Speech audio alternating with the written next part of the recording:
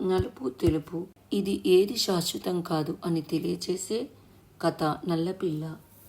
రతన్పూర్ రాజైన భూపదేవుడు దొడ్డ ప్రభువు, ఆయన భార్య రాణి ఇందుమతి మహా ఇల్లాలు. వారికి సంతానం కలగలేదు. 15 ఏళ్ల పాటు పిల్లలు కలగకపోయేసరికి రాజు రాణి కూడా మనోవ్యాధి చెందారు. ప్రజలు కూడా తమ రాజుకు సంతాన ప్రాప్తి కలగాలని ప్రార్థనలు చేశారు. కానీ అందువలన ప్రయోజనం లేకపోయింది. ఇంతలో రాజభవనానికి ఒక మునీశ్వరుడు వచ్చాడు. ఆయన భూపదేవుడితో, ఏకాంతంలో రాజా, నువ్వు కిందటి జన్మలో చేసిన పాపం ఫలితంగా ఈ జన్మలో నీకు పిల్లలు కలగలేదు. నువ్వు 2 ఏళ్ల పాటు హిమాలయాలలో తపస్సు చేయగలవా అన్నాడు. మునీశ్వరుడి సలహా ప్రకారం భూపదేవుడు రాజ్యభారాన్ని రాణి ఇందుమతికి అప్పగించి మునీశ్వరుడి వెంట హిమాలయాలకు వెళ్ళాడు. అక్కడ తపస్సు ప్రారంభించాడు. ఎండనక వాననక మంచనక ఆయన 2 ఏళ్ల పాటు దీక్షతో తపస్సు చేశాడు. 2 ఏళ్ల పూర్తి కాగానే భూపదేవుడి వద్దకు మునీశ్వరుడు వచ్చి, రాజా, నీ తపస్సు పూర్తయింది, నువ్వు ఇంటికి తిరిగి వెళ్ళవచ్చు. ఈ విల్లు బాణం తీసుకో. నువ్వు వెళ్లే దారిలో పుష్పవనం ఒకటి ఉన్నది. అందులో అడవి పందులు రంగురంగులవి సంచరిస్తూ ఉంటాయి. వాటిలో ఏదైనా ఒక పందిని ఈ బాణంతో కొట్టి దాని మాంసం నీ భార్య చేత తినిపించు, నీకు సంతానం కలుగుతుంది అన్నాడు. భూపదేవుడు ఆ విల్లు బాణం తీసుకుని బయలుదేరాడు. ఆయన పుష్పవనాలు ఉన్న చోటికి వచ్చేసరికి అక్కడ అడవి పందులు తెల్లవి, నల్లవి, మగవి, ఆడవి మందలుగా తిరుగుతున్నాయి. ఆయన వేసిన బాణం ఒక నల్లని ఆడపందిని కొట్టింది. ఆయన దాని మాంసం తీసుకొని ఇంటికి తిరిగి వచ్చి దాన్ని తన భార్యకు తినిపించాడు. రాణి ఇందుమతి గర్భవతి అయింది. రాజు తనకు ముద్దులు మూటగట్టే కొడుకు కలుగుతాడని కలలు కన్నాడు. రాజ్యంలో అందరిది మేలిమి బంగారు శరీర ఛాయ. కానీ ఇందుమతి కారు నలుపు రంగు గల కుమార్తెను కన్నది. ఇది చూసి అందరూ నిరుత్సాహం చెందారు. పెద్దవాళ్ళు మాత్రం ఇంతకాలానికి రాజుకు ఒక బిడ్డ కలిగింది, అంతే చాలు అని సరిపెట్టుకున్నారు. భూపదేవుడు బొత్తిగా నిస్పృహతి చెంది, నేను తపస్సు చేసింది ఈ నల్ల పిల్లను కనడానిక అన్నాడు. ఇందుమతి తన కుమార్తె ముఖం కూడా నిరాకరించింది. రాజపరివారం వాళ్ళు ఇలా చర్చించుకున్నారు. రాజుగారు కుంగిపోతున్నారు. ఆయన రాజకార్యాలు కూడా చూడటం లేదు. పాపం, ఆ బిడ్డ వల్ల నేరం ఏమున్నది? ఆమె నల్లగా పుట్టడం దైవికంగా జరిగింది. రాజదంపతుల వైఖరి ఎలాగైనా మారే ఉపాయం చూడాలి. కానీ ఆ ఉపాయం ఏమిటో ఎవరు చెప్పలేకపోయారు.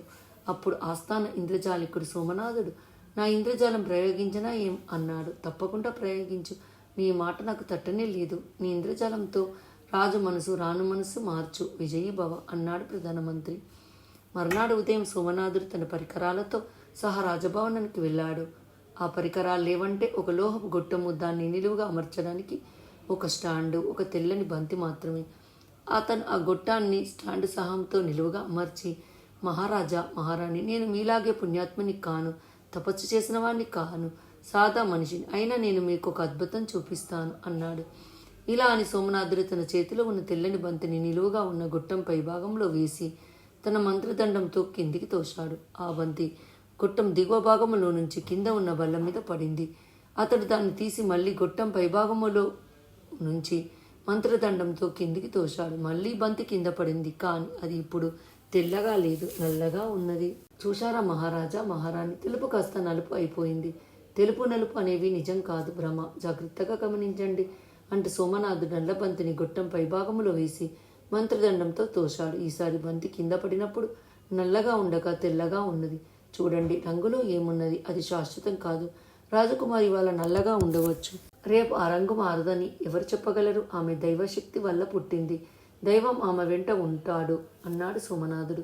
సోమనాథుడు ఇంద్రజాలం పనిచేసిందనే చెప్పాలి. ఎందుకంటే ఆ రోజు నుంచి రాజదంపతులు తమ బిడ్డను చాలా ప్రేమగా చూసుకున్నారు. ఆ సాయంత్రం సోమనాథుడిని అతని భార్య, బంతి రంగు ఎలా మార్చారు అని అడిగింది. అదా, చాలా చాలా తేలిక. ఆ గొట్టం చూడు, అది బంతి పరిమాణం కన్నా కొద్దిగా చిన్నది, అందుచేత బంతి జారి పడడానికి బిగుతుగా ఉంటుంది. మంత్రదండంతో కాస్త తొయ్యాలి. అందులో 2 బంతులు ఉండగా ఇంకా కొంచెం జాగా ఉంటుంది. ప్రదర్శనకు పూర్వమే ఆ గొట్టంలో ఒక తెల్ల బంతి, దాని మీద ఒక నల్ల బంతి ఉంచాను. నేను పైనుంచి తెల్లబంతిని తోసినప్పుడు దిగువన ఉన్న తెల్లబంతి కింద పడింది.